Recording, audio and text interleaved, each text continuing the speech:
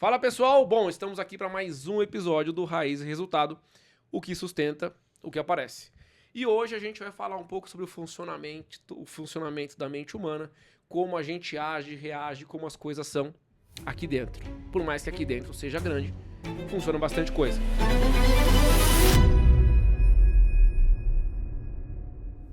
Antes de mais nada, eu preciso dar 2 recadinhos para vocês, aqueles recadinhos de sempre. O primeiro é para você me seguir lá no Instagram, luizf.brasil. Você que precisa sair do aluguel, sair da casa da sogra, conquistar a casa própria, ter um lugar para morar e finalmente casar, parar de enrolar a sua noiva. Você pode comprar o terreno e construir via financiamento bancário. Não tem dor de cabeça porque a nossa equipe cuida de todo o processo da aprovação à construção e você vai pagar mais barato que comprar pronto. Caso você queira construir para revender, também é uma boa forma de ganhar dinheiro. Eu tenho certeza que eu consigo te ajudar. O segundo recado é para você que precisa de um iPhone novo, que trabalha com conteúdo, precisa de fotos melhores ou está cansado daquele Samsung que trava, você precisa seguir a Cellphone Store. Lá eles vão te atender com maior qualidade, vão te trazer produtos com procedência, produtos lacrados, produtos seminovos, inclusive você dando o seu iPhone como parte de pagamento. O preço é imbatível e o atendimento também, tá bom? Francisco, um abraço. Bom, hoje eu tô aqui com uma dupla de irmãos. Eu preciso falar pra vocês que eles não cantam música sertaneja, apesar que poderia ser João Vitor e Léo. Acho que seria uma boa, né? Seria uma boa. Vocês têm algum talento musical ou não? Zero. Zero? Não tem problema, a gente tá aqui pra falar de psicologia. Eu tô aqui com o João, ele que tem 31 anos, se eu estiver errado você me corrija. 31 anos, ele é formado há 8 anos, ele atende na psicologia. Ele já passou por trabalhos incríveis com idosos na APAE e hoje ele atende aqui na Clínica Rizoma, que é a clínica referência em saúde mental em Bragança Paulista. Eu estou com o João Vitor, detentor, correto? Correto. Seja bem-vindo, João. Prazer estar aqui. Obrigado, irmão. Não menos importante que isso, eu trouxe eu trouxe o mais novo. Aquele que segue os passos da mãe, segue os passos do irmão. Ele atende, inclusive, famílias enlutadas para poder trabalhar isso na mente e no coração, para poder viver melhor essa fase, utilizando técnicas de psicologia e o que é mais importante, olhar para o ser humano como ele deve ser olhado. Ele que hoje atende em Pedra Bela, se eu estiver errado, você vai me corrigir. É isso. Ele que hoje atende em Pedra Bela está voltado para famílias que nem sempre têm acesso a esse tipo de conhecimento, a esse tipo de tratamento, e é isso que é o mais importante. Léo, seja bem-vindo. Muito obrigado, Luiz. Prazer estar aqui com vocês. Prazer é meu. Bom, gente, preciso que você aí do outro lado da câmera saiba que antes de eu falar da psicologia, eu preciso falar o quanto eu sou fã dos pais de vocês. A Angelina, que é a minha terapeuta, é uma amiga incrível, e o seu Luciano, que eu não posso falar mais de seu Luciano, que eu tenho quase a idade dele, e o Luciano, eles são um casal incrível, nós somos fãs deles, como profissionais, mas principalmente como pais, né? A gente percebe a qualidade da raiz quando a gente conhece os frutos. Então eu não poderia passar em branco aqui e falar isso pra vocês. Sim. Vocês sabem disso, né? Com certeza. Eu não sou o primeiro a falar, né? Fica mais perto do microfone, Léo, por favor. Claro. Ó, abraça assim, ó. Isso, garoto. Eu sou o primeiro a falar isso pra vocês? Não é o primeiro e não vai ser o último também, né? Isso eu tenho certeza. Sim. Gente, vamos lá, ó. Eu tô cheio de dúvida aqui. Eu primeiro preciso entender de cada um de vocês. Vamos começar pelos mais velhos, por educação. Claro. Tá? João, o que te levou à psicologia? Cara, me vi um pouco na sua fala, né? A gente trocando ideia aqui antes de começar. Acho que esse fascínio pela mente humana, né? Primeiro de tudo, esse fascínio começou, acho que como muitos estudantes de psicologia, com a questão de serial killers, entender o que leva uma pessoa a cometer um crime hediondo, né? O que leva uma pessoa, às vezes, a ter uma frieza absoluta diante de outro ser humano. E comecei nessa intenção de seguir pela área forense, da psicologia forense, mas no primeiro ano de faculdade já tinha descartado isso, já fui me encantando por outras coisas, assim. Mas isso foi o gatilho principal para ter tomado essa decisão. Ou seja, você queria elucidar mentes criminosas. Sim. O que é a psicologia forense? Cara, a psicologia forense seria o ramo que lida não apenas assim com crimes, por exemplo, né? Tentar entender a lógica que está por trás de um ato criminoso, por exemplo, mas até com essas questões jurídicas que estão por trás das relações humanas. Né? Então seria todo esse campo da psicologia. E aí você falou, bom, não é tudo isso e você mudou ali a sua rota. Isso, porque daí, cara, acho que desde o primeiro ano da graduação já fui me encantando muito pela área clínica, atendimentos assim mesmo, essa questão que o Léo fala também, né, de trabalhar assim com grupos, né, fui tendo contato com professores muito bacanas que passaram toda essa visão do olhar clínico a respeito do ser humano, entender mesmo, né, o sofrimento, entender o que é possível fazer em termos de potência com a qualidade de vida que a pessoa tem. Legal. Então fui trilhando esse caminho assim já desde do primeiro ano da facu. O fato da mãe ser psicóloga pesou em alguma coisa? No fato de, assim, não é todo mundo que tem um psicólogo dentro de casa. Com certeza, com certeza. No fato, assim, da educação, porque eu entendendo o funcionamento da mente humana, eu consigo me adaptar melhor ao próximo. Sim. Como que é ter uma mãe psicóloga, cara? Tipo assim, eu sei como é ter uma mãe professora. Aham. Então, por exemplo, eu tenho a obrigação de falar bem, falar um bom português, escrever bem, etc. Não que eu faça. Ah, Como que é mas pra vocês isso aí? Uma experiência, né? Pô, sim. Acho que a gente sempre cresceu com um pezinho na filosofia também, né? Não sei se somente Sim. pelo viés da psicologia, mas sempre incitou muito autoconhecimento, né? Com certeza. A interação entre nós que somos irmãos, que ainda tem a mais nova também. Sim. Então, só tocando no assunto que você falou da influência dela, eu acho que para além dela ter escolhido, a realização que ela sente trabalhando com isso foi algo que afetou muita gente também, Sim. né? O fato dela se sentir bem consigo mesma e ajudar o próximo por meio da psicologia. Sim, Exatamente. também pelo reconhecimento que ela teve como resultado disso, né? Que veio a longo prazo, mas Sim. que também aconteceu. E tem toda uma questão também, né, que na casa, que eles moram até hoje lá, né, mas a casa passou por reformas e tudo mais.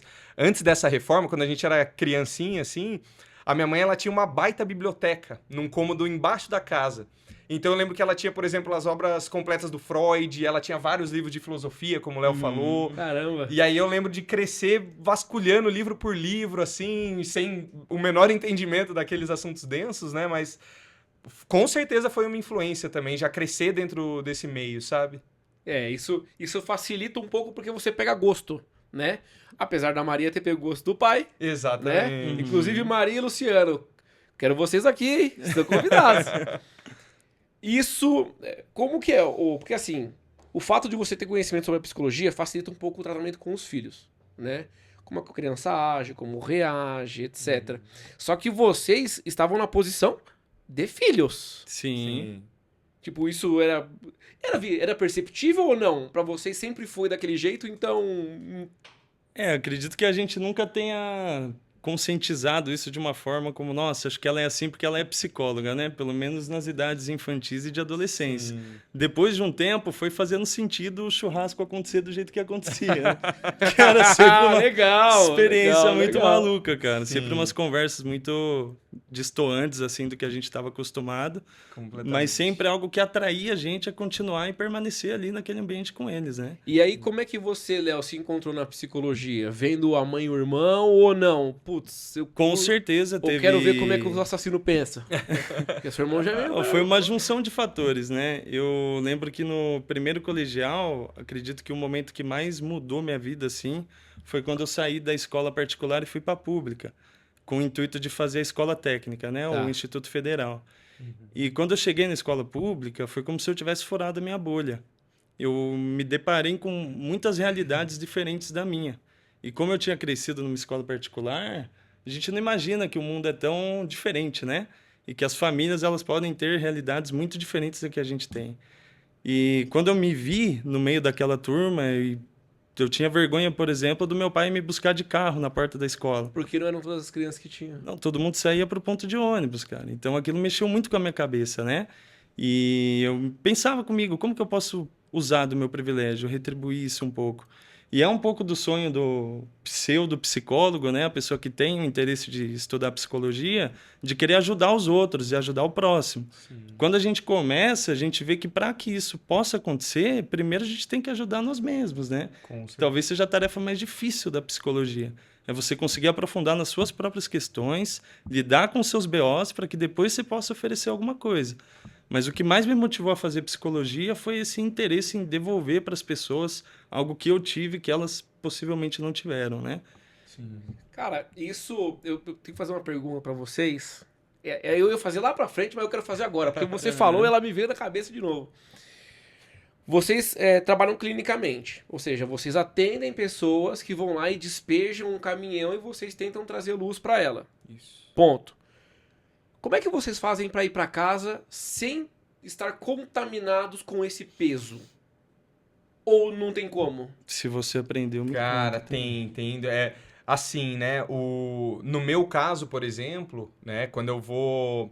Todo dia antes de eu começar o atendimento, quando eu chego lá na minha sala, por exemplo, eu tento fechar os olhos, abaixo a frequência assim e faço como se fosse uma espécie assim de um exercício de relaxamento, né? Eu falo pra mim mesmo que eu gostaria de ser um instrumento de luz na vida daquelas pessoas ao longo do dia, que elas consigam se apropriar da minha luz, mas que eu não retenha nada de ruim desses atendimentos Perfeito. e consiga chegar na minha casa no final do dia tão leve quanto eu tô começando o dia. E isso acontece. E isso acontece, cara. É incrível. Você utiliza algumas ferramentas ali que Sim, te blindam. sim. Mas claro, né? Existem atendimentos pontuais que você faz com pessoas que estão num grau de sofrimento muito alto, que isso às vezes passa pra você. Mas isso você sempre conseguiu assim ou não? Você teve que ao longo do percurso adaptar? Ao longo desses 8 anos. Tá. Antes eu não fazia nada. Eu chegava lá cru, começava meus atendimentos. Às vezes demorava a reconhecer que o estresse no final do dia poderia ser decorrente de alguma coisa que eu vivenciei ali. Isso aí. Né? Então passa primeiro por esse reconhecimento. Por que eu tô carregado hoje? Por que eu tô sem energia? Se eu tô dormindo bem, comendo bem, enfim... Aí você vai, através desse reconhecimento, você vai vendo que às vezes pega algo dos pacientes e tomando alguma medida para que isso seja evitado. Cara, que eu fico pensando assim, eu falo, eu chego aqui, eu fico uma hora aqui despejando um caminhão de... um caminhão de lixo aqui. Como é que a pessoa vai embora sem o chorume do meu lixo? Sendo que eu vou sair e vai entrar outro. Né? Direto, Então, né? imagino que não seja uma tarefa assim tão simples você se livrar disso. Sim. Não se livrar, não é o termo correto, mas você não se abater com isso. Conseguir se proteger de alguma forma, né? Sim. Por isso que é importante que para o psicólogo a terapia dele esteja em dia também, nesse sentido, Com né? certeza. E aí é tipo o barbeiro, você tem que fazer com outro barbeiro. Sim, não dá para fazer no espelho. Exatamente. Esse ponto que o Léo levantou é crucial. Assim, Então você faz terapia com outro cara, então?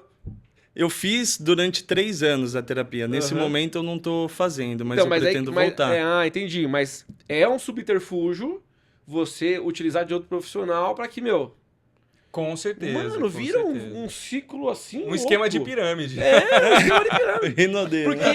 Porque ele vai ter que tirar dele pra jogar pro outro. Sim. Exatamente. Mas é muito importante, loucura. Luiz, porque senão você não aprende qual que é o limite do seu envolvimento na vida do outro também. Qual que é o limite? Então, cada um vai descobrir o seu, né? Mas você precisa saber o que você absorve e o que você não absorve.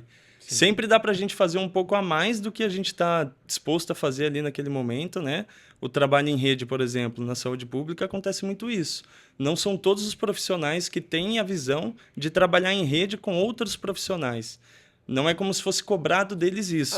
Quando você fala trabalhar em rede, não é que você atende várias pessoas numa rede.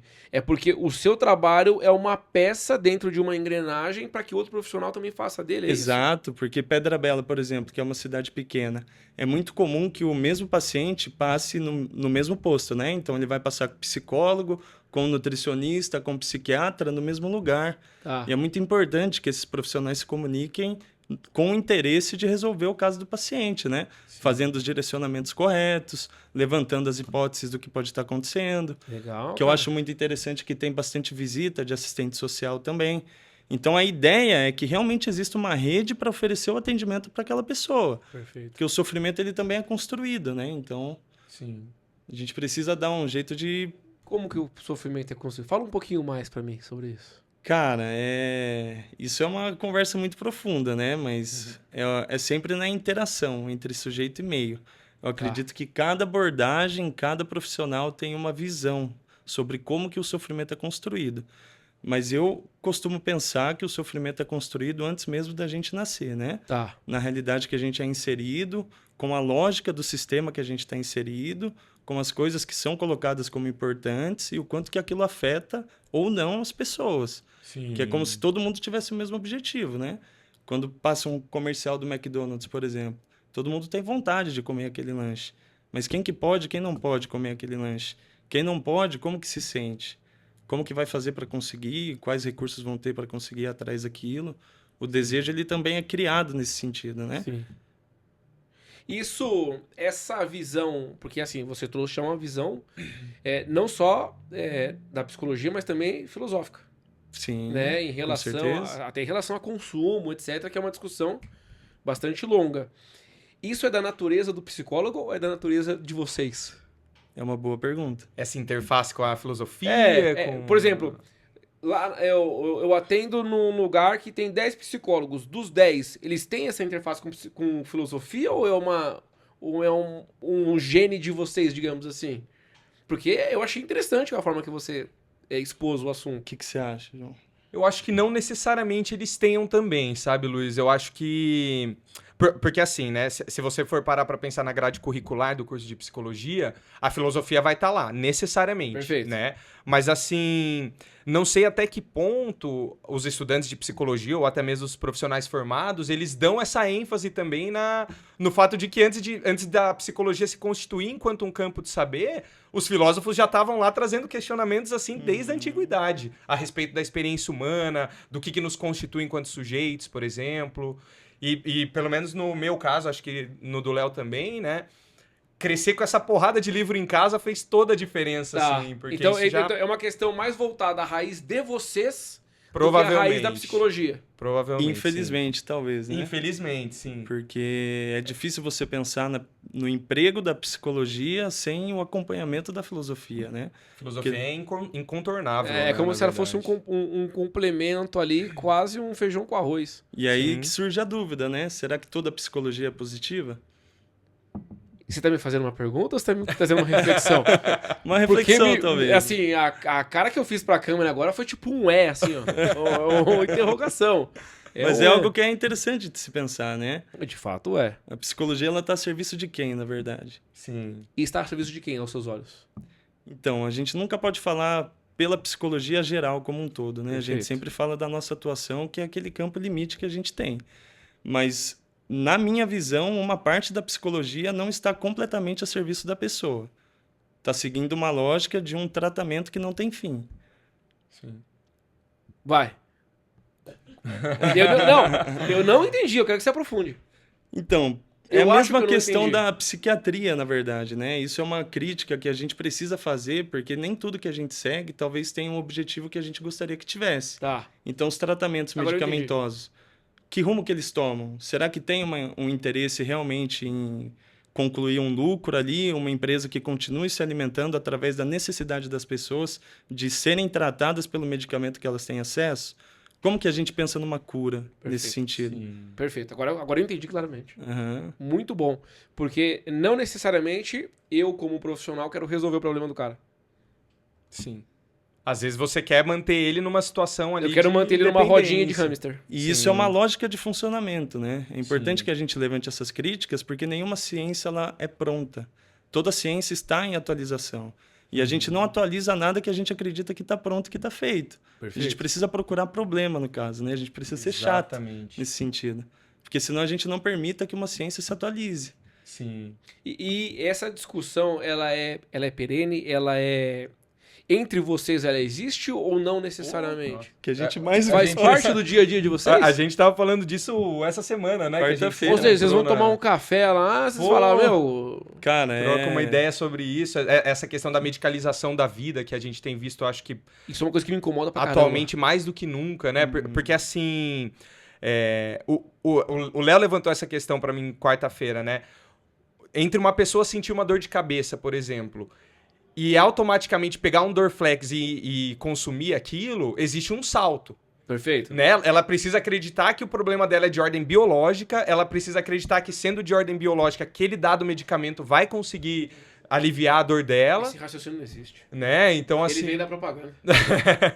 ele vem automático. Sim, Ele vem sim. Ele já pranchado. tá carimbado ali na pessoa. Ele tá carimbado Sim. na propaganda. Não faz esse raciocínio lógico. Mas existe um salto aí, né? Porque tem muitas culturas, por exemplo, né? Que elas vão tentar pensar assim, tá...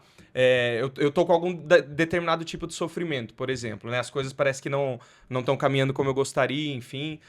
em vez de eu ir procurar necessariamente um psiquiatra, que é hoje em dia muita gente faz, não vai nem atrás do psicólogo, já vai direto no psiquiatra querendo medicação, né?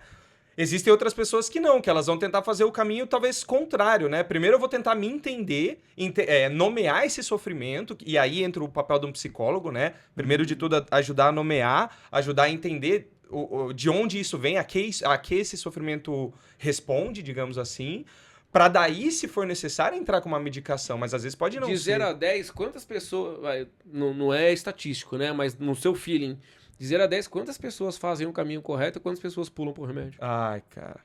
Eu diria que 9 vão direto pra medicação. 9 vão... Pelo menos dos meus pacientes, porque, assim, a maior parte... Porque quando você fala, eu vou procurar um psicólogo pra eu entender a mim mesmo, é uma questão que, assim, eu tenho que quebrar o meu orgulho, porque eu tenho que assumir que o problema está em mim. Sim. Só que isso não é uma coisa simples e pelo menos eu não vejo assim rapidamente as pessoas terem esse time. E teoricamente, esse deveria ser o pressuposto que leva uma pessoa para terapia, né? Sim. Mas é muito comum a pessoa realmente acreditar que o problema são somente os outros. Tem um tempo para a pessoa começar a se implicar no próprio discurso, né? Sim. Isso quando acontece. Mas hoje, fazer terapia virou mais um item da lista do checklist que todo mundo faz, né? Que é o treino, a dieta, A terapia beach em dia. tênis? o beach tênis, a terapia, tudo isso para mostrar que a pessoa está seguindo aquilo que a geração acredita que é o ideal, né? Mas como que é a terapia, internamente falando? Porque o psicólogo ele só trabalha com o que a pessoa leva. O psicólogo ele não tem bola de cristal. Sim. Nem para saber se o discurso do Ou paciente seja, se eu é real. escondo de você, eu não vou resolver. E eu também não. Exatamente. Vai chegar num momento ali onde não, a terapia não vai mais pra frente, né? Se a pessoa não tiver essa postura franca, honesta com ela mesma, antes mesmo de ser Mas o terapeuta. você sabe que eu acho que, assim, é um olhar meu, tá? Eu acho que o grande mal do que a gente vive hoje é a pessoa ela não olhar pro espelho. Eu falo porque eu já disse que eu gosto muito de acompanhar o comportamento humano, e quando teve aquela hype do 1 contra 30, eu parei pra assistir um monte. O treinador contra o sedentário, o bilionário contra o desempregado. E se você parar, tem uma repetição de padrão da pessoa que está do lado frágil da mesa, ou seja, do desempregado, da pessoa que está fora do peso. A repetição de padrão é culpa de algo, é culpa de alguém. Eu nasci assim. Então, assim, e eu falava isso com a Dani, eu falo, Dani, repara esse padrão. O cara que tá desempregado reclama que a culpa é do patrão. O cara que tá obeso, ele reclama que a culpa é que a comida mais saudável é cara. O cara que tá pobre, ele reclama que a culpa é do rico. É sempre do outro. Sim. E aí quando você fala pra mim, quando você falou aqui que as pessoas preferem ir direto pro psiquiatra por uma questão de rapidez, é porque ela teve o mesmo comportamento. Ela colocou no outro. Jogou pra fora, né? Ela colocou pra fora. Sim. É uma terceirização da responsabilidade. Então, isso né? pra mim é uma repetição, e eu percebo que as pessoas...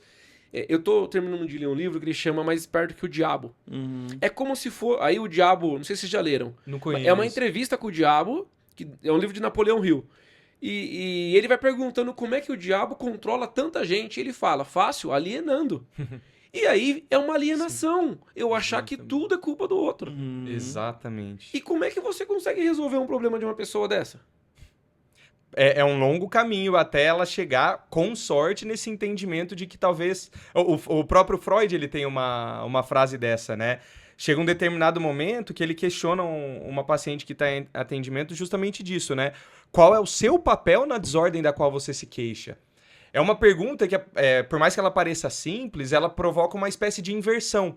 Onde antes eram os outros, onde antes era o mundo, enfim, ela passa a se questionar, tá, mas e eu no meio de tudo isso que eu tô me queixando, né? Será que eu não tenho uma responsabilidade? Será que eu não tô participando, né, de toda essa bagunça de alguma maneira? Mas você consegue... Isso, imagino eu, que então você tem que fazer um caminho longo e árduo e que o seu objetivo passa a ser a pessoa ter esse entendimento. Sim. Pra aí sim começar um diagnóstico, porque é como se ela colocasse em volta dela uma barreira. É o Exatamente. capacete do Magneto. Nada entra ali. Sim. Nada atinge. Né? Nada atinge. E, cara, tem que ter paciência pra lidar com isso aí, tem não? E o que é mais maluco, Luiz, é que ao mesmo tempo que a pessoa não se olha no espelho, ela tá o tempo todo se olhando no espelho, né? Porque a queixa que ela joga para os outros é aquilo que tá dentro dela que ela não enxerga. Qual que é a barreira disso? É o orgulho, a vaidade, é o quê? É o... Cara, a gente costuma chamar de mecanismo de defesa, né? Sim. É que o cérebro ele também funciona como um organismo vivo, né? Então ele cria alguns mecanismos para se defender, muitas vezes de algum sofrimento que vai precisar tirar ele de uma zona de conforto. Eu costumo falar que o cérebro é um músculo preguiçoso nesse sentido, né? Porque ele não quer produzir energia. E a gente tem que produzir energia quando a gente cria novas perspectivas da vida. Porque quando a gente mantém a mesma visão de mundo, a gente não está produzindo necessariamente uma energia que é necessária para que Na a gente verdade, você mude tá de produzindo opinião. energia basal, só pra você só É, viver, só você pra manter se aquele manter funcionamento, aquele ritmo que está estável para você. Ainda que você tenha um sofrimento a partir dele, né? Mas muita gente prefere, no caso, continuar nessa zona de conforto do que tentar um desconhecido que possivelmente traria um resultado diferente e às vezes melhor, né? É a velha máxima do empreendedorismo. O resultado que você quer tá na ação que você não tomou ainda ou na coragem que você não teve. Sim. Você sabe que nessas andanças de assistir podcast com psicologia e tal, eu comecei a tratar a minha mente, o meu cérebro, como um terceiro. Então ele não é parte de mim. Ele passou a ser um terceiro. Então, sempre que eu tô com preguiça de treino, eu entro em conflito com ele e vou lá e faço. Aham. Pra mostrar o quê? Que eu mando. Isso funcionou. É uma coisa que eu criei na minha cabeça e funcionou pra mim. Sim. Ah, por exemplo, o meu problema... Eu sempre tive muito problema com peso. Qual que era o meu problema com peso? Não é que eu comia muito necessariamente, mas é a ansiedade. Então, hoje, eu diagnostico, poxa, eu tô ansioso. O que eu posso fazer pra extravasar, tirar essa ansiedade que não comer? Aí eu invento alguma coisa, né? Mas eu passei também por um processo dolorido pra entender e começar a me enxergar no espelho não de uma forma vaidosa, mas de uma forma, putz, meu, se o resultado tá ruim é porque você tá jogando mal. Vamos mudar alguma coisa aí, né? Vamos mudar uma coisa. Esse diagnóstico, putz, cara, a gente vai ficar aqui até muito tempo. Esse diagnóstico, existe alguma diferença nele em relação à faixa etária? Por exemplo, as pessoas mais velhas são mais... têm mais dificuldade em aceitar isso? Tem uma percepção nesse sentido? Existe o fato de que, assim, a neuroplasticidade de uma pessoa mais velha, né, ela já é reduzida, né? Tá. Que seria isso, né? A neuroplasticidade é a capacidade que a gente tem de formar novas conexões cerebrais, né? Numa criança, num jovem, enfim... isso está muito rico ainda, né? Então, é a fase onde se isso for explorado, ela vai ter muita facilidade de mudança, de mudar hábitos, de mudar comportamentos que talvez não estejam fazendo bem, digamos. Agora, para uma pessoa mais velha, chegar nesse ponto de entender, assim, que não compensa, talvez, ir para o caminho mais fácil de começar a tomar um remédio, depender de alguma muleta, às vezes isso é muito difícil de ser conseguido. Não, eu tinha uma impressão que seria o contrário. Olha que loucura. Sério? Impressão, super impressão. Aham. Que seria o contrário, que é lógico que você tratou da neuroplasticidade, é mais óbvio. Mas só ficou óbvio depois que você falou. Aham. Não sei se você concorda na sua experiência também com pessoas mais velhas, assim, mas às vezes essa Concordo. mudança É que a criança, pelo menos, né? A gente separa daí a criança do adolescente, Tá. do jovem adulto e por diante. Mas a criança tem um jeito muito peculiar de introjetar o que ela vive, né? Então, ela ainda está se constituindo como sujeito. A ideia que ela tem dela mesma se atualiza a cada ano que ela passa. É difícil que ela consiga se implicar com alguma questão que possa ser de ordem de personalidade ou de identidade. Porque essa personalidade e identidade, elas estão se constituindo. Para o adulto, não. É algo que está mais consolidado, né? sou dessa forma, né? Sim. Qual que é a diferença baseado na psicologia, no entendimento de vocês, na experiência de vocês, qual que é a diferença entre o que eu sou e o que eu acho que eu sou? Ótima pergunta. Eu me perguntei isso anteontem e eu não soube responder. Cara, é uma pergunta que não dá para ter uma resposta pronta, né? Nossa. Fiquem tranquilos, não Aham. tem Sim. problema. Vamos lá. Porque eu tava pensando nisso, eu falei, cara, eu escutei o podcast da Andrea Vermonte com o Joel J. Aí ela falou assim, em dado momento, ela falou que você tem que prestar atenção se as pessoas enxergam você da forma que você enxerga. Porque às vezes você acha que você está fazendo algo muito bem e esse algo muito bem não está mudando a vida de ninguém. Em outras palavras, ela disse isso. Pô, eu voltei pra casa com isso aí na cabeça. Cara, Que lapada, né? Eu nossa. falei, será que eu tô me enganando? Juro por Deus. Uhum. Juro por Deus que eu olhei pra mim, olhei assim e pensei, será que eu tô me enganando? Será que a percepção que as pessoas têm sobre mim, não que isso mude quem eu sou de fato, mas não faz sentido pra mim eu viver uma vida que não seja uma vida onde eu vou entregar pro meu próximo algo melhor Sim, de mim. sim. Mas será que a gente é a mesma pessoa para todo mundo que a gente conhece? Se isso for uma pergunta de sim ou não, minha resposta é não. Então, eu lembro que eu vi um vídeo no Instagram, um desses vídeos, né, rolando o feed assim, que falava que nós somos uma pessoa diferente para todo mundo que a gente tem algum tipo de contato, né? E eu compactuo com essa ideia porque eu costumo pensar que a gente sempre vê as coisas do lugar que a gente está.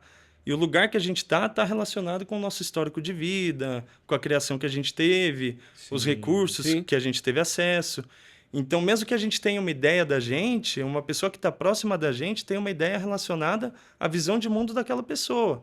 Então, é como se as nossas visões de mundo, ao mesmo tempo que elas estão próximas, elas também estão distantes Sim. nesse sentido. A gente acha que a gente é algo que está relacionado com a nossa ideia de mundo, né? Que está relacionado, portanto, com o lugar que a gente está. Mas uma outra pessoa pode ter uma ideia completamente diferente porque ela fala de outro lugar. E você acha que o fato de eu compreender isso e concordar com você, é correto eu aceitar isso de forma que eu não precise me preocupar que as pessoas tenham a mesma imagem? Vou te dar um exemplo. Uhum.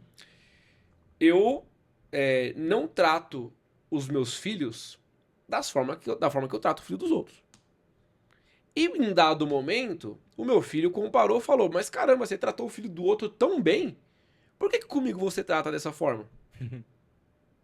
A minha resposta para mim mesmo foi, porque com o outro eu não tenho obrigação de educação. E com você eu sou obrigado a te pôr limites. Sim. Agora eu não sei se essa resposta para mim mesmo foi um puro conforto do meu orgulho ou se realmente é uma realidade. Sim. Pode ser uma realidade à medida que a gente percebe que corrigir uma criança, para a criança, é muito chato. Né? Ao mesmo tempo que, se você não impõe limites para a criança, se torna algo muito mais insustentável, né? Só que ela só vai perceber ao longo do tempo. Mas faz sentido isso que seu filho pontuou, né? Por que você é tão gentil com ele? É a comparação que ele fez, uma comparação clara e óbvia. Sim. Né? Eu ainda tendo a entender que realmente o fato de eu tratar melhor o de fora nessa perspectiva, que aqui você falou, comparado à sua perspectiva, é o fato de eu ter com você obrigações que eu não tenho com eles. Sim. Sim. Né? Eu não, por exemplo, eu tô com a minha esposa, eu não tenho a obrigação de fazer com que a esposa do outro, ou que com o outro lá fora, evolua enquanto pessoa. Sim. Não estão no seu raio de atuação, Com né? os meus eu tenho. Sim. E dependendo de como você olha, você sendo chato com o seu filho, com o intuito de corrigir ele, também compete você estar sendo bom para ele.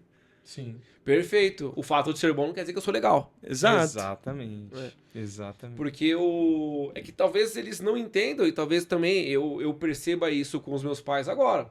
Por exemplo, eu quando era criança, eu tenho 36. Então, por exemplo, você pega o Wes aqui, o Wes tem 33, Wes. 32. Então, assim, as pessoas da nossa idade são pessoas que vão falar, putz, na minha infância eu brincava muito na rua assim, assim, assado. Jogava bola e tal. Eu não tive essa experiência. Tive muito pouco. Então a minha experiência de infância era o quê? Casa da família, estudando e jogando videogame. E são as coisas que eu pratico até hoje. Muito porém, todavia, por mais que eu não tenha essa lembrança, eu me privei de muitas coisas ruins que estavam lá fora me esperando. Sim. Então a minha educação sempre foi uma educação elogiável. Não por mérito meu, mas por mérito de quem me trouxe. Sim. Né? Só que eu só fui entender isso muitos e muitos anos depois. Exatamente. Por isso é importante a gente tentar ter essa...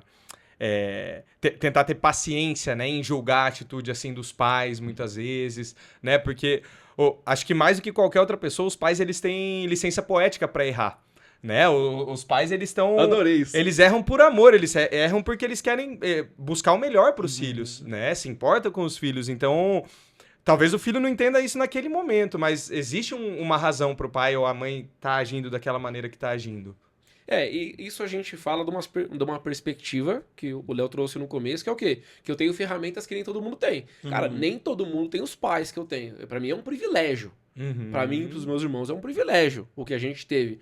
E eu entendo que nem todo mundo tem. Como vocês acham que uma pessoa que de repente não teve consegue identificar, por um exemplo, o pai rígido do pai ríspido? Ou do pai... Hoje em dia tá muito na moda também, mas é um assunto que eu acho muito legal. Narcisista.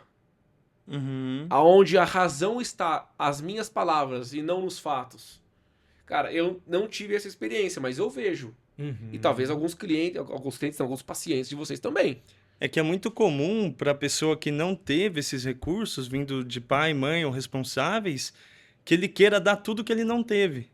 Então acaba sendo que talvez uma criação contrária a você impor limites e ser meio que chato com o seu filho, né? Você tá falando que eu tava num extremo que era ruim e eu vim por trauma para outro extremo, que não necessariamente é bom.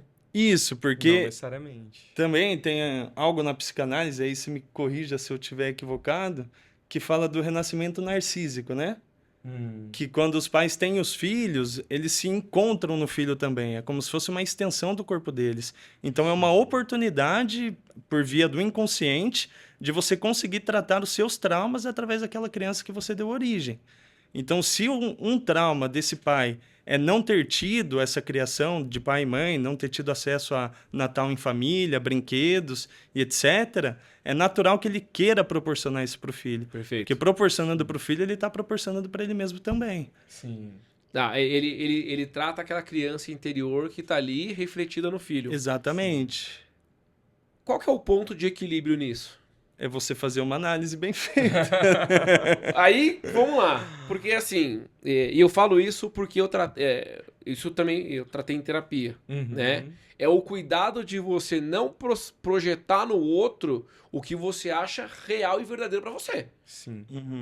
Aí, por exemplo, aí eu vou querer que o meu filho tenha a profissão que eu acho correta, eu vou querer que meu filho escolha a namorada que eu acho correta, eu vou podar ele a ponto dele não viver a vida dele e sim aquilo que eu acho que ele deva viver. Exatamente. Esse é um extremo que é muito doentio para Nossa, a criança, né? perigosíssimo. Muito perigoso. É recorrente isso? Pra caramba, Luiz. É? Pra caramba, assim, bro. Eu atendo muito adolescente, né, que tá nessa fase, assim, de vestibular, né, terceiro colegial, cursinho, enfim, né. E muitos dos que querem medicina, eu vejo isso principalmente na medicina, né, acho que pode acontecer com outros cursos também.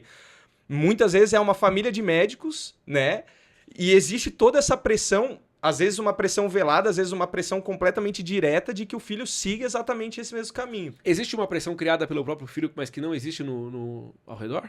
Como assim? Eu acho que todo mundo quer que eu seja médico. Eu acho que as pessoas me pressionam pra ser médico, mas ninguém fala nada, ninguém faz nada. Sim. De repente a pessoa, sim. ela cria aquele cenário na mente dela e toma como verdade também. Sim, eu diria que a maior parte das pessoas, eu me incluo nisso, às vezes a gente faz isso naturalmente, assim, né? Porque é muito natural da nossa vida, a gente às vezes, por estar sempre em sociedade, né? Julgar que a sociedade espera determinada coisa de nós, né? Por exemplo, o que é esperado de um psicólogo, né? Será que eu entrego o que é esperado de um psicólogo? Será que eu não entrego? Será que eu entrego para os meus pais o que eles esperam que um filho entregue? Será que não entrego? Né? Mas assim, o que leva a pessoa para um caminho assim mais saudável é ela entender que ela não precisa seguir essa linha necessariamente de ir no caminho que os outros estão colocando para ela ou do que ela julga que os outros estão colocando. Ela tem que criar o próprio caminho. É fácil ela encontrar essa liberdade?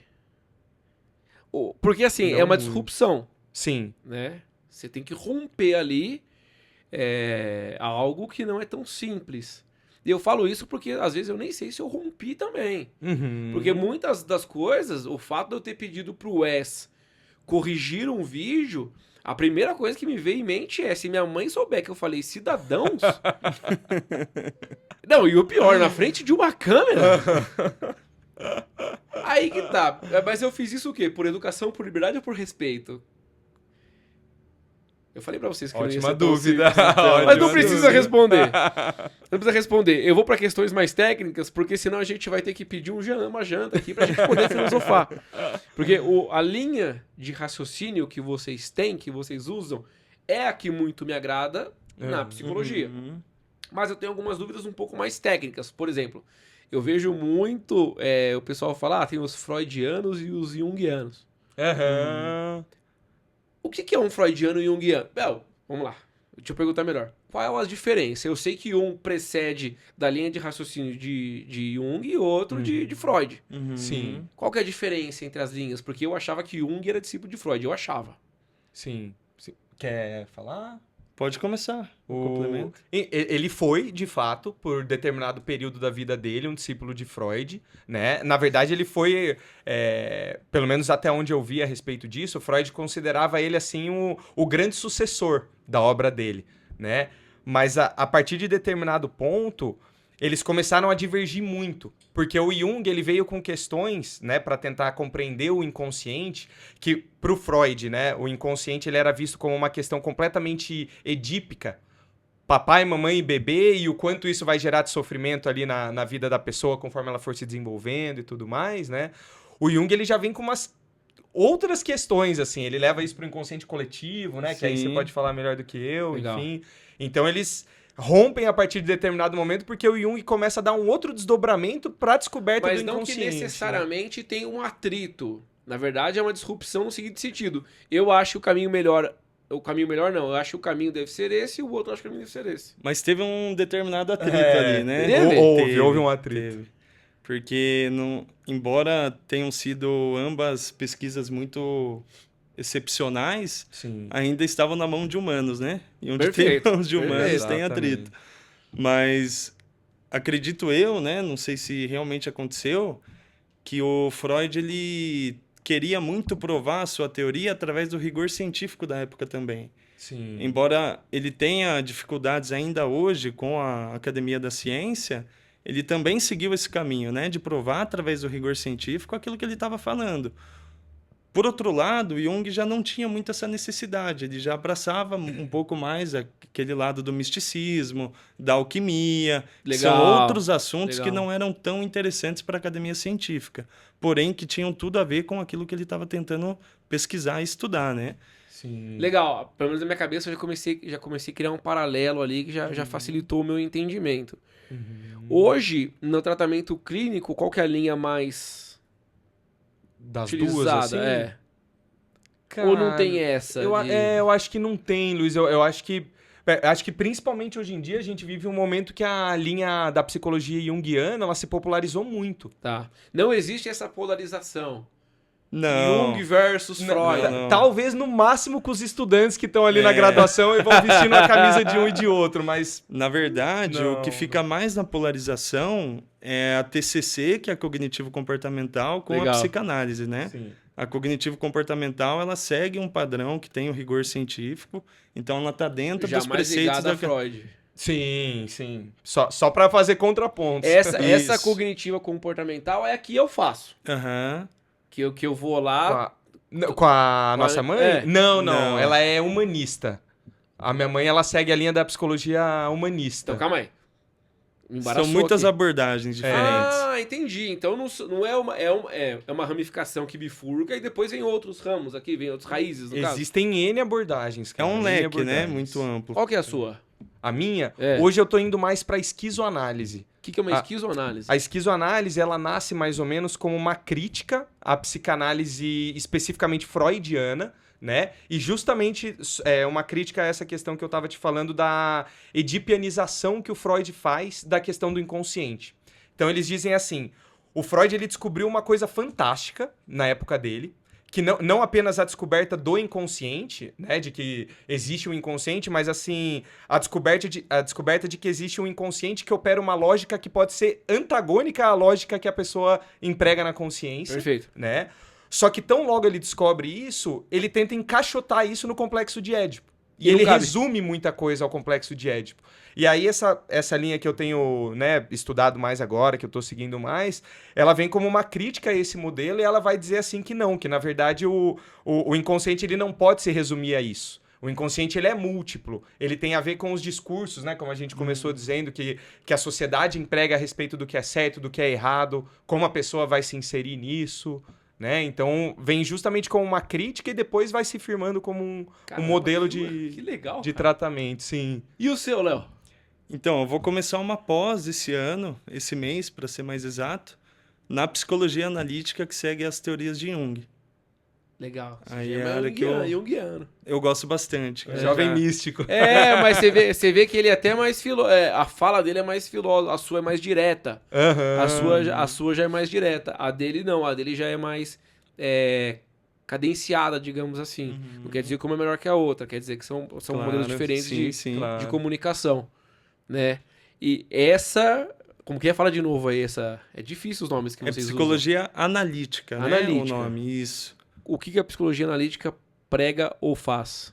Cara, assim, que eu li sobre a ementa, fala bastante sobre os arquétipos mentais, né? E aí é uma área que eu tenho grande interesse. Legal. Fala bastante sobre o inconsciente coletivo, Legal. que linka um pouco com o plano das ideias de Platão, né? Que é algo que ele trouxe lá nas teorias e nos Olha, eu já estudos sou mais do dele. time dele já, hein? Aham. Eu já sou mais do time dele, eu já sou mais desse aí. E, É enfim, massa pra cara, caramba. fala da importância da arte-terapia, fala bastante das divergências do funcionamento psíquico, né?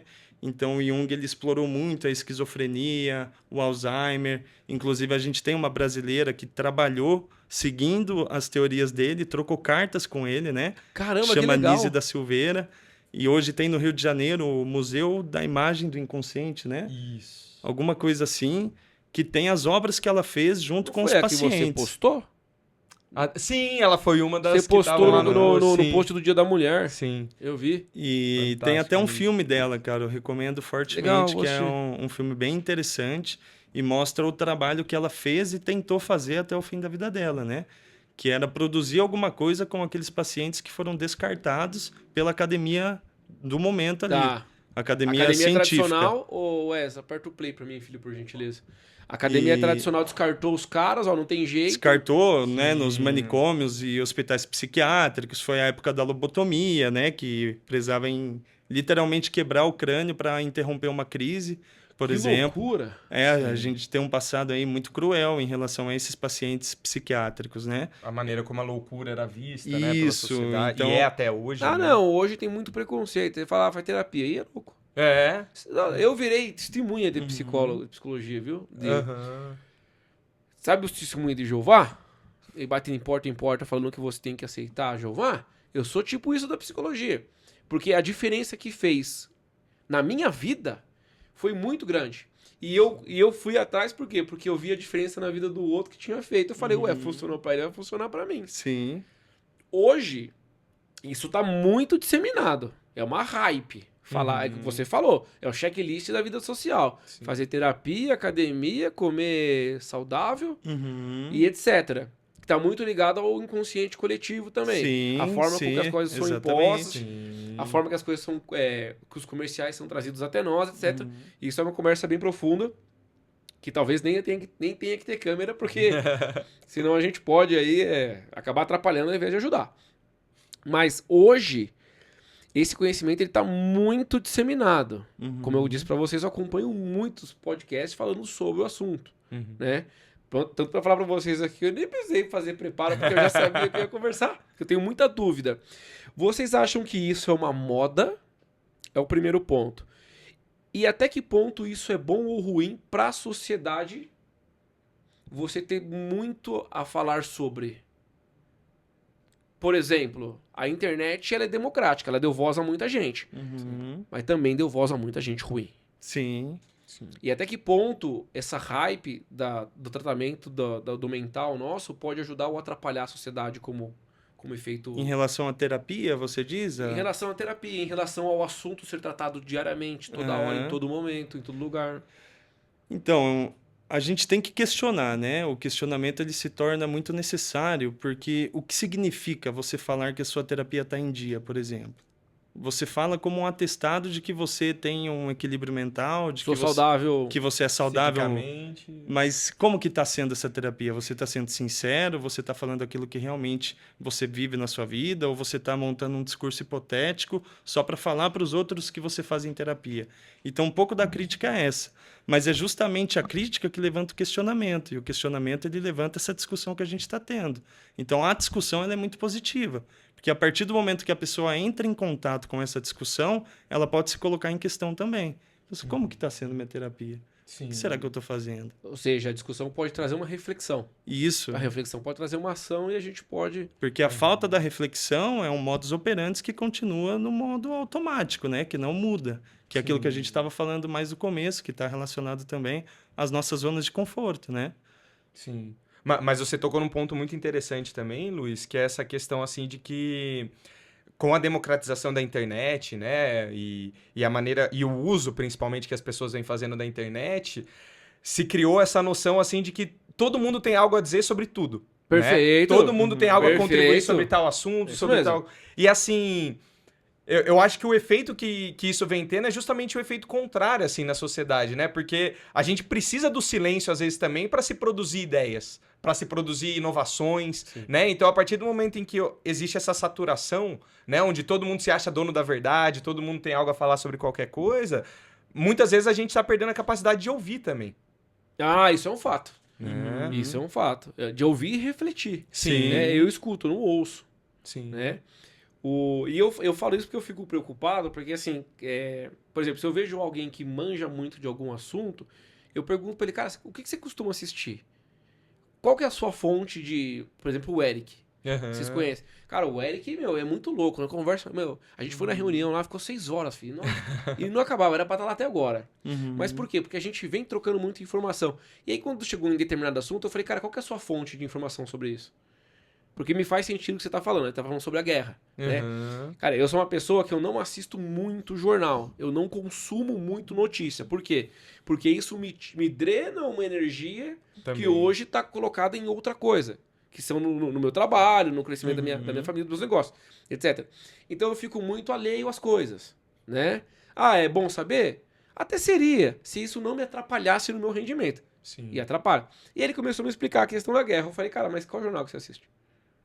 Porque no jornal que eu assisto, o cara disse outra coisa. Uhum. Aí ele falou, bom, a minha fonte é essa porque é isso, isso, isso. Aí eu vou e busco. Mas, cara, na internet, o que você falou, João, meu, todo mundo tem uma opinião a dar sobre o Neymar. Você acha que vai pra Copa ou não? Espero que não. Tá, você acha que vai ou não? Opinião do João, se você fosse o técnico. Não. Segunda pergunta, você acha que o Ancelotti vai levar? Não. Você, Léo. Eu não tô muito por dentro Você do não futebol, curte, cara. você não curte futebol igual ele? Não. Tava mais na plateia, né? Já. Se você parar pra ver, todo mundo tem uma opinião a dar. Todo mundo sabe. Lógico, você é consciente. Sim, sim. É o que você é psicólogo, então. Mas ainda mesmo sem participar muito por dentro, a minha resposta também seria não. Pelo menos para a pergunta do Neymar. né? Pra você ter uma ideia, a gente tem um grupo do futebol nosso lá do PlayStation. A gente tava debatendo. Porque pra mim não faz sentido o Neymar ir pra Copa. Nessas condições, Na né, condição física que ele tá e o jogo. Ó, meu. Vamos voltar pra psicologia já. Mas também faz parte, porque essa questão me incomoda muito. Todo mundo tem uma opinião sobre tudo. Da forma com que eu vejo que deve ser 1% do total real, eu não levaria. Por N motivos. E muitas pessoas levariam. Beleza, essa é uma discussão privada entre nós. Quantos não estão na internet discutindo isso? Ferrenhamente. Ferrenhamente. Cara, esse dia apareceu os caras saindo na porrada no UPA lá por causa do Bolsonaro e do Lula. Nossa, cara. Eu não sei quem ganhou a briga. Eu acho que os dois perderam. Eu ficaria muito triste se meus filhos me vissem numa situação daquela. Né?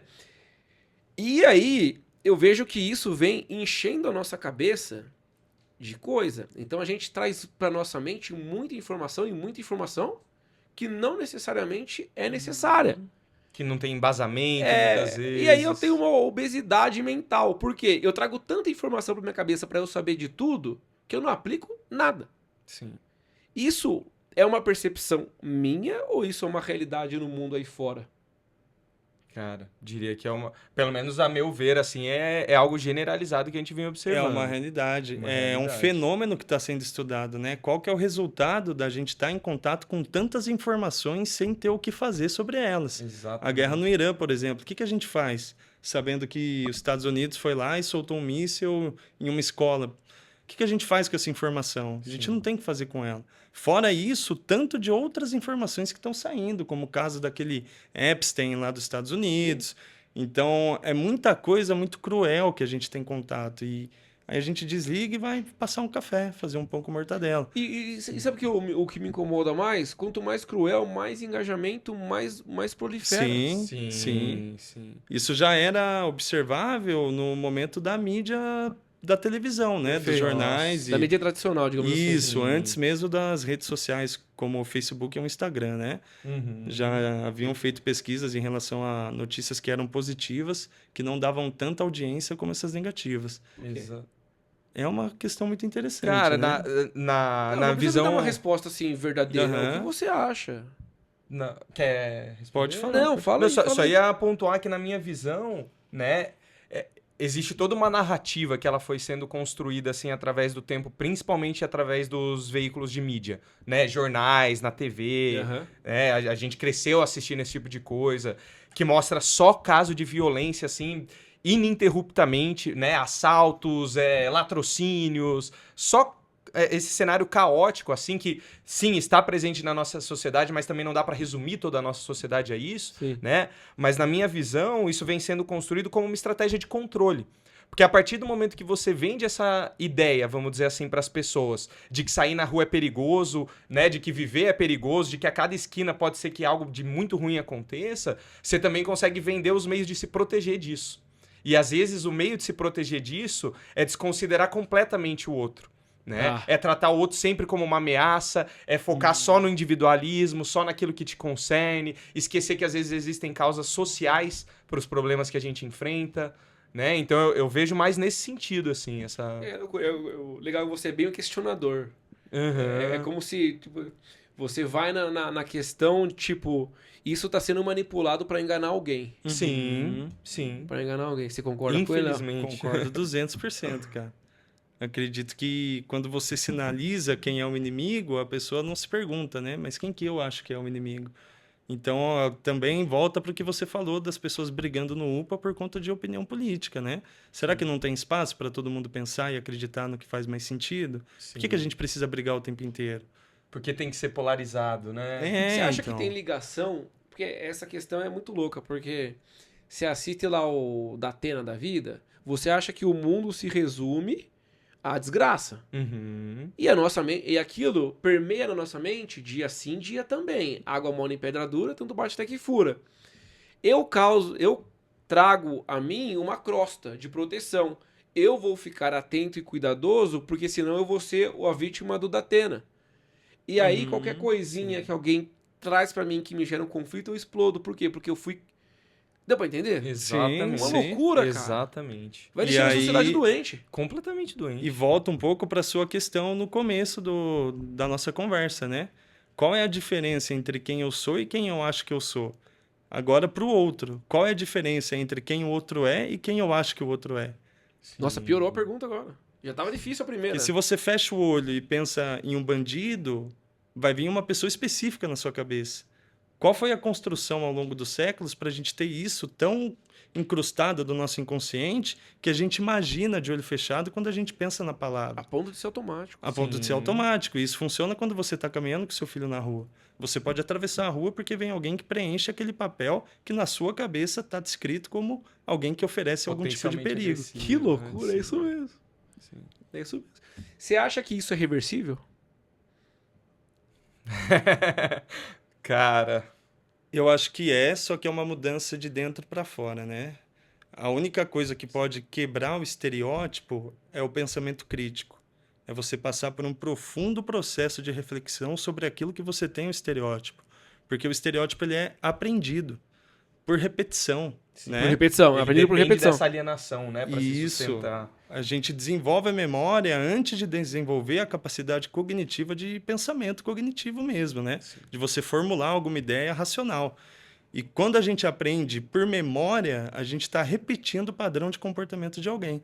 Então, se você atravessa a rua com o seu filho, provavelmente seu pai fez a mesma coisa. E meu filho fala mesmo? Também, porque mesmo que ele não entenda o porquê você atravessou, ele viu que você atravessou. E ele sentiu o perigo, né? Porque ele também observa. Feição, ele sabe que você enrijeceu, segurou mais o braço dele. Tudo isso é aprendido pela criança. E a gente repete isso a nível global. Então, quando a gente fala que o inimigo está ali, quem me falou que o inimigo está ali? Quem falou que aquele é o inimigo? Então, Exatamente. Será que não foi o inimigo que falou que aquele é o inimigo? Pra que eu seja o inimigo dele e fortaleça? Isso. Exato. Aí é a Exatamente. manipulação, né? Que loucura, cara. Você sabe que no Napoleão Hill fala, ele pergunta pro diabo como é que a pessoa se liberta de você, como é que você não consegue manipulá-la. Aí o diabo responde pra ele que desde que a pessoa pense por si mesma. O fato da pessoa pensar por si mesma leva ele ao oponente. Quando ele fala oponente, leva ele a Deus, né? Leva ele ao Criador. E é legal isso, porque é como se você tivesse que tirar todo mundo do show de Truman. Já viu o show de Truman? Sim. Você tem que tirar ali do show de Truman, tem um novo também, o WandaVision. Que ela criou tudo aquilo para as pessoas imaginarem que aquilo era uma realidade. Só que tem que ter pensamento. E eu acho que isso teria que ser um trabalho de formiguinha de gerações a nível educacional. Que a gente não vai ver o resultado disso. Começar na base, né, Luiz? Apesar de eu achar que é uma avalanche muito grande para que alguém compre. Eu acredito que as pessoas de bem são a maioria. Só que elas estão desorganizadas e com medo. Porque o que você falou, o que vocês falaram tem muito sentido. Eu saio de casa, a minha afeição muda. Como defesa do outro. Eu não quero fazer cara de bobo pro outro me roubar. Então. Sim. Mas quem me garante que o outro é ladrão, pô? Sim. E aí a gente começa a se degladiar porque alguém cometeu um erro no trânsito. Uhum. Cara, a gente tá doente. Seriamente, a gente tá Sim. doente, cara. A gente não vai... Deus que me perdoe, mas a gente não vai ver a solução disso, não. Como sociedade, não. A gente vai ver como indivíduo. Sim. Como sociedade, não. Por isso que eu acho que... Eu lembro da aula de filosofia, o professor falava que a sociedade molda o indivíduo. Eu acho que é assim, desde que a sociedade aliene, mas... Sim. Bom, vamos deixar essa pergunta para outro dia. Como que vocês enxergam o poder da psicologia para melhorar a vida humana? Como é que o trabalho de vocês, no dia a dia, consegue melhorar a vida de quem passa lá? Vou ser mais específico, João. Me dá licença que eu quero fazer uma pergunta pro Léo. Cara, como é que você consegue ajudar alguém a perder um filho? Então, o tipo de ajuda influencia muito, né? Primeiro vem aquela pergunta: o que é ajuda? Qual é a ajuda que a pessoa precisa? E qual é o modelo de vida que você acha interessante que aquela pessoa alcance?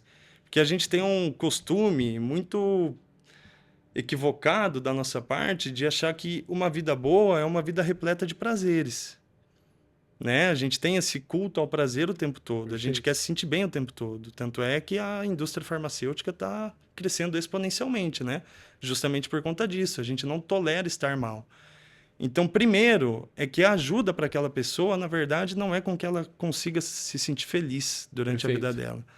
O que o grupo ofereceu para aquelas pessoas que estavam ali era um espaço de escuta e acolhimento, para que elas pudessem dividir a dor e encontrar outras pessoas que passassem por muita semelhança naquela questão que elas estavam vivenciando. Então, aquilo deu uma sensação de fortaleza, para que a pessoa, a partir do sofrimento, pudesse construir perspectivas de saúde. Perfeito. O que é saúde também é muito relativo, a depender de cada realidade que a pessoa está passando, né? Então, para aquela realidade, a construção de saúde veio a partir da própria demanda das pessoas. Não é uma relação vertical, de você levar a ajuda e assistência, mas é uma relação horizontal, de como a pessoa acha que ela pode se ajudar, ajudando o outro que está ali também, né? E no total foram 8 encontros, e os encontros eles foram muito produtivos nesse sentido. Porque ainda que as pessoas não se conhecessem, justamente por elas terem passado pela mesma experiência, é como se elas tivessem algum tipo de intimidade. Perfeito. Pelo sofrimento ser semelhante. Então, naquele momento, elas puderam prestar algum tipo de apoio, que é diferente de quando alguma tia ou parente liga e fala: olha, você precisa voltar a trabalhar, você precisa seguir sua vida, porque a vida não para. Não adianta você Isso ficar não na ajuda? cama. Claro que não. Como assim, né? Quem que tá vivendo na pele da pessoa é ela mesma. Como que alguém que tá com seu filho em casa vai falar isso para alguém que perdeu o filho, que enterrou o próprio filho? Você tem que reagir. Como assim eu tenho que reagir? Você não tem noção da minha dor pra falar que eu tenho que reagir. Exatamente. Agora, outra pessoa que tá participando ali, ela tem noção. Então tem uma prioridade a mais, né? Putz, é ao... Se eu não estiver enganado, tem uma... É a história do Gandhi com o menino diabético. Lembra dessa? Você não Não viu? conheço. A mulher tinha um filho diabético. E o filho queria comer doce toda hora. Ela levou pro Gandhi lá. Ó, Gandhi, meu filho tá comendo doce toda hora. E eu preciso que você, como Mahatma Gandhi, fale pra ele parar de comer. Aí Gandhi falou pra ela, volta daqui a um mês. Aí a mãe voltou com o menino um mês depois. Ele virou pro menino e falou, pare de comer doce. Eles pegaram e foram embora. O menino parou de comer doce. Porque o Gandhi pediu pra ele parar de comer doce. Aí a mãe perguntou, mas por que você demorou um mês pra falar isso? Ele falou, porque eu passei um mês sem comer doce. Uhum. Então Muito bom. o fato de você ter a experiência te dá uma licença poética, digamos assim, Sim, sim, completamente, Exato. né? Te dá lugar de fala, te né? dá lugar de fala, Aham, cara, porque, sim. meu, é loucura isso. Eu não imagino o que é. E peço a Deus que eu não precise passar por isso. Uhum. E peço a Deus pelos que passaram, Sim. né? Como... Eu vou fazer uma pergunta que, assim, não é... Passei poucas vezes por isso, mas é algo que eu refleti muito. E eu pensei muito antes de tomar alguma atitude. Como eu faço pra ajudar alguém que perdeu alguém que ama? Cara, você oferecer um espaço para que a pessoa possa manifestar a dor, você já está fazendo muito mais do que você imagina. Porque a dor, para a maioria das pessoas, é insustentável. Tá. Então as pessoas não têm muita disposição para ouvir o sofrimento de alguém, né? Que é o famoso acolhimento que a gente tanto fala. Quando você oferece um espaço de escuta, o manifestar a dor já é algo que funciona de meio paliativo. Ainda que a pessoa não vá mudar a realidade que ela está inserida, ela está tendo espaço para falar sobre aquilo. Ela manifesta, ela expressa, né? Perfeito. E expressar é algo que está na nossa natureza. Quando a gente não expressa alguma coisa que a gente está sentindo, aquilo toma outras proporções. Aquilo é expressado de uma maneira talvez não verbal, né? Que aí é E o às vezes mais danosa ainda, Sim, né? mais danoso, sim, porque sim. daí o não verbal se torna um sintoma, né? Não panela de pressão. Aí a gente fala muito sobre a psicossomática, e, enfim, tudo que pode vir a partir disso. Mas é muito importante você definir o que vai ser ajuda para você naquele momento e o que vai ser ajuda para a pessoa também. É muito difícil você colocar o que a pessoa precisa, sem ter passado pelo que ela passou. Então é algo que eu percebi a partir da experiência que o que ajudou aquelas pessoas naquele momento surgiu a partir da criação daquele grupo. Perfeito. Não foi algo que foi trazido, né? Tiveram Mitos. dinâmicas, tiveram atividades que eu levei, mas o que foi mais significativo para as pessoas foi o encontro e o que surgiu a partir do encontro. Não foi algo pré-estabelecido. Perfeito. Não foi uma receita de bolo. Exatamente, não tem receita de bolo. É algo que, além de ser realmente o luto mais difícil que alguém pode passar, também é atravessado pela cultura do nosso país, né? Então, talvez o que funcionou naquele grupo não vai ser a mesma coisa que vai funcionar em um país da Europa para o mesmo tipo de situação. O fato do latino, do brasileiro ser sanguíneo, ser caloroso, faz com que esse tipo de ferramenta funcione. Isso. Sim. Entendi. Enquanto que em outros lugares, talvez estar em grupo possa ser muito mais... Pode ser pior. Pode ser pior mais do que facilitar, né? Que dá uma sensação de exposição, né? Sim. E a exposição não é produtiva para todo mundo. Sim. Caramba, cara, que loucura. Você falou das doenças psicossomáticas, né? A gente viveu aí uma onda... Cara, tem algumas ondas, né? Então a gente viveu uma onda de depressão, a gente viveu uma onda de TDAH, a gente viveu uma onda de autismo. Aí agora tem uma onda de Tourette. Pelo amor de Deus, eu não tô falando que ninguém aqui tá inventando doença. Não tô falando isso. Mas é uma percepção errada minha achar isso uma onda? Ou o fato é que trouxeram luz para um assunto que não era falado? porque me incomodou o fato de aparecer muitos diagnósticos de uma hora para outra de coisas que... Uhum. Sim. Uhum. Como que é isso na realidade? É realmente diagnóstico ou as pessoas estão perdendo a mão? Então, né, isso que você está comentando é uma questão que eu ouvi principalmente a respeito do autismo, né? Eu já ouvi muito esse discurso, mas tem muito mais gente autista nascendo hoje em dia do que na antiguidade, do que há anos e anos atrás, enfim. Mas o que alguns psicólogos que estudam e trabalham com esse tipo de público dizem é que, na verdade, a gente está tendo mais condições hoje em dia de conseguir identificar isso. Então a gente está trazendo mais luz. Mais luz para essa questão que Legal, talvez já tivesse top. presente antes, mas fosse taxado de louco, né? De, Sim. ele tá com frescura, ele não quer comer tal coisa porque é frescurento, enfim. Perfeito. Que legal, cara. Isso é bom. Isso é bom porque isso traz inclusão. Por exemplo, eu vejo nas escolas, né? Tem a criancinha lá que ela tem Ou seja, você sabe que, de repente, a ação daquela criança não é uma ação de má educação. Sim. É uma ação que é consequência daquilo que ela vive. Uhum. Isso é bom. Vocês tratam muito depressão lá? Bastante. Porque depressão, assim, não me ocorreu, mas me ocorreu com pessoas muito próximas. Uhum. Então parece que a pessoa vive com uma nuvem negra. Sabe o desenho animado? Sim. Tipo, a pessoa tá com uma nuvem negra só na cabeça dela. Como que a gente consegue... E aí, eu não quero me colocar no lugar do psicólogo. Eu quero me colocar no lugar, de repente, do marido, do filho, do irmão, do primo, de alguém que tá ali por perto e possa, de repente, estender a mão. Como eu te perguntei em relação ao luto, como que eu posso ajudar alguém com um quadro desse? Cara, eu acho que uma coisa que vai muito de encontro com o que o Léo tava falando, né? Primeiro de tudo, você não ter pretensão exatamente de curar a depressão daquela pessoa. Me colocar no meu lugar. Exatamente. Você ter, antes de qualquer coisa, simplesmente essa visão de que talvez a terapia, né, ela funcione ali, antes de tudo, como um espaço no qual a pessoa vai poder se permitir estar triste, sem julgamento, se permitir poder falar que ela pensa, às vezes, né, em acabar com a própria vida, que ela não vê sentido em nada, por exemplo.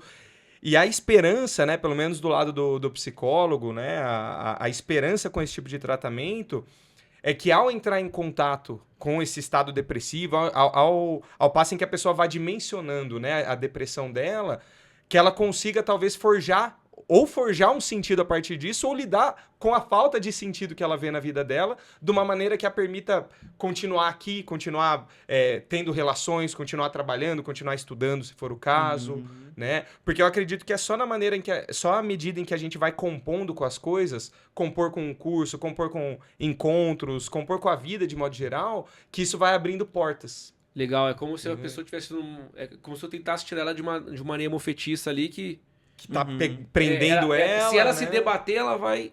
Sim. Mas aí tira o braço, tira o outro. Vamos com calma, né? Sim. Isso que o João falou é algo excepcional de se entender, né? Principalmente para a gente que está no papel do psicólogo, no sentido de que talvez a padronização da vida tenha sido um fator que levou a pessoa para aquele estado. Sim. E quando você quer tirar ela e colocar ela de volta para o padrão da vida, você está mais ou menos inserindo ela novamente para aquilo que a adoeceu. O que você fala? Quando você fala padrão de vida, da vida, você quer falar o quê? A lógica existencial, né? De você ir para a escola, sair da escola, fazer uma faculdade, sair da faculdade, arrumar um trabalho, casar, ter filho e morrer. Isso é um padrão de vida que funciona para muita gente, Voltamos para a mente coletiva. Então, mas não funciona para outras pessoas. Só que quando a gente tem um padrão, a gente quer inserir... Então, o fato é que ela se desarranjou desse padrão e ela se sente mal por isso? Claro, culpa, né? Que loucura! Sim, Agora um que eu me toquei. sentimento, é um fardo muito Entendi. pesado para a pessoa que não conseguiu, né? Porque além de estar sendo separada dos meios sociais por uma falta de vontade, até por uma questão biológica, ela também se culpa por aquilo como uma sensação de fracasso. Eu fracassei da vida porque eu não sirvo para esse modelo que está inserido. Então, como que nós, psicólogos, vamos tentar voltar para a pessoa e falar, olha, vamos tentar ser inserido de novo, vamos voltar para aquilo. Na verdade, Ou vamos mudar o padrão que você precisa ser inserido. Exatamente. vamos criar uma perspectiva a partir do que faz sentido para você, considerando toda a rede que você dispõe, né? A rede familiar, que a gente também conta muito. muito. Na cabeça agora isso aí, cara. Mas é Nossa. uma máxima que ele falou que é muito importante que a gente saiba, né? Porque senão volta naquilo que a gente estava conversando. A psicologia ela está a serviço de quem? Sim. Se a gente trabalha para a pessoa, para o cliente ou para o paciente, como que a gente vai querer inserir esse cliente em uma lógica que possivelmente adoeceu ele? E olha como isso se complexifica, né, cara? Porque, assim, muitas vezes a pessoa ela tem lá o emprego dela, né? Ela trabalha numa determinada empresa, enfim, né? E essa empresa, através do supervisor dela lá no trabalho, né? Do gerente, enfim, né? Essa empresa identifica que a pessoa não tá bem, que ela não tá rendendo, né? Que ela tá com alto índice de absenteísmo, por exemplo. E aí, muitas vezes, a iniciativa por um psicólogo parte por parte da empresa. A empresa encaminha aquele funcionário, aquele colaborador para psicologia. Só que aí o que acontece, né? Muitas vezes, durante a terapia, a pessoa chega nesse entendimento de que o que está adoecendo ela é exatamente aquele trabalho. Né? Então, o trabalho, às vezes, é o que está permitindo com que ela faça esse tipo de reflexão no contexto clínico de uma terapia. Mas também é a raiz da causa. Mas também é, exatamente. E aí, às vezes, você... E calma aí, cara. Vamos olhar da perspectiva do psicólogo. Uhum. O que você faz? Se a gente chega em conjunto ao entendimento de que o que está fazendo a pessoa adoecer é o trabalho, é preciso que isso fique o mais claro possível para ela. Que o seu trabalho está adoecendo você, que talvez valha a pena procurar alguma outra coisa. O psicólogo é contratado para a empresa para fazer esse diagnóstico, ele tem essa coragem? Aí é que tá. Muitas vezes eu imagino que não. Não Porque tem. ele está sendo contratado Não pela tem, empresa, né? não tem. Então, O cara tem que ter uma coragem abissal. sim. Não, E tá que é disposto o a perder o emprego. que é o né? correto. Porque isso pode proliferar em outros. Pode proliferar em outros, digo no seguinte sentido, pode ter outros doentes, talvez num grau menor, numa proporção menor, mas que um dia estarão nessa proporção. sim, Exatamente. sim. Só que quando você olha pelo lado da empresa, se o psicólogo atesta isso, a justiça do trabalho engole a empresa. Olha, que sinuca de bico, hein? Sim, cara. Tanto é que isso só foi ser perceptível para a empresa quando começou a estudar psicologia organizacional, né? Que fala em como que o funcionário ele consegue ser mais produtivo se ele estiver bem emocionalmente. Então, Sempre através do prisma da produtividade. Olha que Exato, loucura, foi o que o Fabiano exatamente. falou. O Fabiano falou que a gente fez aqui o bate-papo com ele é gestor lá do Cabum. Aí ele falou, não, Luiz, o meu papel é deixar todo mundo lá contente. No máximo possível feliz, porque o contente produz mais, o feliz produz mais. Mas aí a preocupação com o bem-estar do outro não é legítima falando sobre o bem-estar do outro, mas é visando uma intenção que talvez não volte necessariamente para esse perfeito, outro. mas isso é uma questão muito particular. Uhum. Por quê? Vou falar do caso dele, tá? Só para, pelo amor de Deus, Fabiano. Por quê? Porque quando ele teve um problema de saúde familiar, um gestor dele agiu dessa forma a ponto que ele conseguisse ter energia para poder resolver o problema particular. Então o que ele fez? Poxa, se o meu gestor agindo assim me ajudou, eu vou fazer isso com os outros. Legal. Entendeu? Eu falei isso, Liz, mas não que todo mundo siga essa Sim, lógica, claro, né? louco, Mas não tem como padronizar. não tem como a gente padronizar. falar Sim. por um grupo geral, né? A gente sempre fala da experiência mais Porque a próxima gente que falou, a gente sei tem. lá, uma hora e lá atrás. Aham. Cada indivíduo é um indivíduo, cara. Sim. Não tem nada. Engraçado que eu gostaria de ter aprendido isso quando criança, né? Ser diferente é normal, né? E a gente não para pra pensar isso. A gente quer se adaptar a um padrão estereotipado aonde ninguém é igual a ninguém. Poxa, vocês são irmãos, tem uma diferença de 4 ou 5 anos entre vocês são absolutamente diferentes. Exatamente. Fisicamente, comportamentalmente. Sim, sim. Tem um conceito da filosofia, cara, que é o conceito de alteridade, né? O que seria alteridade? A alteridade é essa diferença radical. Como, por exemplo, Sim. essa presente entre dois seres humanos. Dois seres humanos, não importa se eles são gêmeos univitelinos, eles vão ser radicalmente diferentes para muita coisa, né? E isso entra até na questão da linguagem também, né, cara? Uma vez que a gente não pratica a telepatia, que a gente depende da linguagem para se entender, verbal. né? Entre a ideia que eu quero passar para você, o que de fato eu falo, o que você julga que compreendeu do que eu falei e o que de fato você compreendeu, existe um abismo. Só que a gente nunca leva esse abismo em A gente consideração. vai voltar pra discussão. Que quem loucura, sou eu e né? quem sou eu, quem eu acho que sou eu. Exatamente, cara. Sim. Cara, ó, a gente vai indo pro final. E eu queria agradecer demais, porque, meu, a gente passaria aqui facilmente 4 horas conversando. Ô. Mas facilmente. Uhum. Então eu já vou deixar aqui engatilhado um próximo. e de repente a gente falar de um nicho específico, um assunto específico, Legal. porque eu tenho muitas dúvidas também em relação a Freud, etc. Então, a gente vai remarcar isso. Eu queria fazer poucas perguntas para vocês. Pro João, que é o mais velho. Eu vou começar sempre pelos mais velhos, tá? Senão minha mãe também já dá uma podada em mim. João, qual que foi o momento mais difícil que você passou na sua vida? Não necessariamente com a profissão. João, não Dr. João. Tá. Cara. Eu acho que assim. O período onde eu mais tive dificuldade de ver uma saída para as coisas, eu diria que foi na pandemia. Primeiro ano de pandemia, assim, quando eu me vi. Começo de carreira, tava trabalhando há 1 ano, basicamente, né? E quando eu comecei a ver a polarização que começou a acontecer na minha família, em pessoas que até então a gente sempre teve a maior facilidade de comunicação e entendimento do mundo, assim, né? Me vi distante de amigos, impossibilitado de estar com as pessoas que eu amava. Cara, eu acho que esse foi, assim, talvez um dos períodos mais difíceis da minha vida, assim, de ter muita dificuldade de forjar uma saída a partir do que estava acontecendo. De entender o que era aquela loucura de ter que ficar enclausurado, por exemplo. Nossa, acho que foi esse período, cara. Como é que foi a superação disso? Quais foram os caminhos que você encontrou para poder se libertar? Primeiro de tudo, eu acho que eu cheguei nesse entendimento, assim, de que eu tinha que respeitar opiniões diferentes da minha, principalmente, talvez, sobretudo, quando vinha da própria família, né? Entender que meu pai podia ter um pensamento político diferente do meu, minha mãe também, e que isso não necessariamente significava que a gente não podia continuar convivendo, né? E também entender, assim, que algo que eu já suspeitava, né? Ficou muito claro a partir desse período da pandemia, que era, assim... A coisa mais importante pra mim, talvez, na vida, seja a possibilidade de estar com as pessoas que eu amo. Isso pra mim é algo inegociável. Então, por exemplo, se eu fico muito tempo sem ver meus amigos, assim, sem ver pessoas que eu gosto pra caramba, isso me gera um sofrimento real. E isso às vezes tira o meu foco do trabalho, enfim, de coisas que tô pensando em fazer.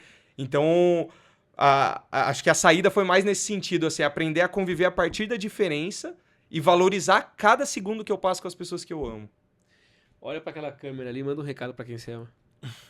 Pessoal, amigos, família, Tailinha, minha digníssima, amo muito, muito, muito vocês e amo estar com vocês.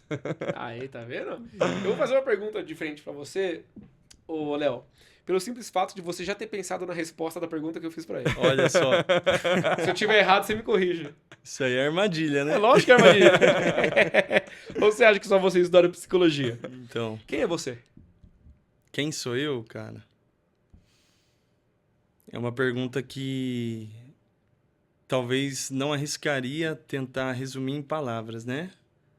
Mas a dimensão do que eu compreendo de mim mesmo tem a ver com a minha crença espiritual do que é o todo, tem a ver com uma fração da minha personalidade, né? Daquilo que eu escolho ser conscientemente, mas tem a ver principalmente com a possibilidade de não ser o mesmo que eu fui ontem. Perfeito. De poder sempre estar me reinventando e me conhecendo novamente de diferentes formas, quase como uma ousadia de não me limitar àquilo que eu já sei sobre mim mesmo. Cara. Bom, eu queria agradecer de coração vocês. Eu só conhecia vocês de propaganda, né?